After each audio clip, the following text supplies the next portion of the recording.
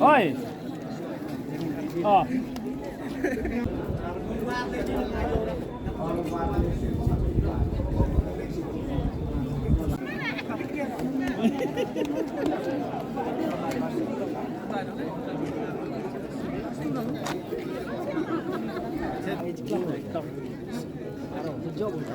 Sandut.